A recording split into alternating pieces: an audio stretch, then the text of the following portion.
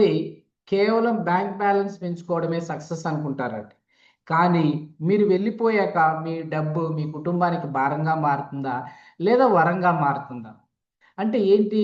మనం కష్టపడి సంపాదించిన డబ్బుని మన తర్వాత తరం సరిగ్గా మేనేజ్ చేయలేక రోడ్డున పడ్డ సందర్భాలు ఎన్నో ఉన్నాయి. అంటే వెల్త్ అంటే డబ్బు, లెగసీ అంటే ఆ డబ్బుని ఎలా నిలబెట్టుకోవాలో నేర్పే సిస్టమేనండి. అది మనం ఇవ్వాల పిల్లలకి. ప్రపంచవ్యాప్తంగా ఒక సర్వే ఉంది. మొదటి తరం బాగా సంపాదిస్తుంది. రెండో తరం అనుభవిస్తుంది.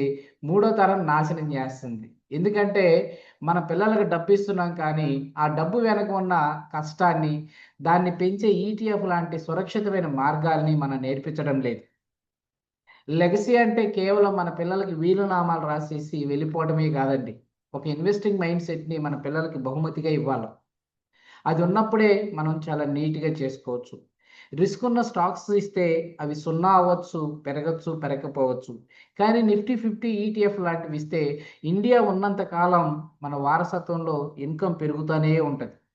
అంటే కాంపౌండింగ్‌లో ఎలా అయినా ఎళ్తది. అంటే వడ్డీకి వడ్డీ, వడ్డీకి వడ్డీ పవర్ గురించి ఎప్పుడైనా ఇన్నారా?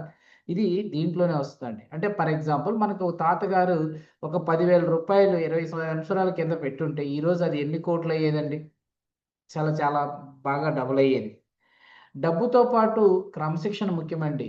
మీరు నా యొక్క ఫ్రీడమ్ ఫినిషర్ కోర్స్‌లో నేను నేర్పించేది ఆ 90 రోజుల క్రమశిక్షణే మీ అసలైన లెగసీ. నా కోర్స్ లైఫ్ వాలిడిటీ ఉంటదండి. మీరు ఎప్పుడు డౌట్ ఉన్నా ఎవ్రీ వీక్ ఒక డౌట్ సెషన్ ఉంటది. మీరు ప్రశాంతంగా ఉంటేనే మీ పిల్లలు ఇన్వెస్టింగ్‌ని ఒక భయంగా కాకుండా ఒక బాధ్యతగా తీసుకుంటారండి.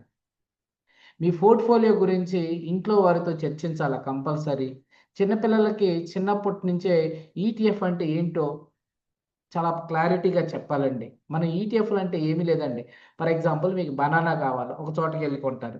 యాపిల్ కావాలి, ఇంకో చోటకెళ్ళి కొంటారు. పైనాపిల్ కావాలా, ఇంకో చోటకి కానీ ఒక బుట్టలో ఈ 3 కలిపి అమ్మాననుకోండి, దాన్నే మనం ఈటీఎఫ్ కింద చెప్పుకోవచ్చు. అంటే ఒక స్టాక్‌లో పెట్టుబడి పెట్టేది మామూలుగా స్టాక్స్. ఈటీఎఫ్‌లో మనం పెట్టుబడి పెట్టేది 50 కంపెనీలకెళ్తదండి.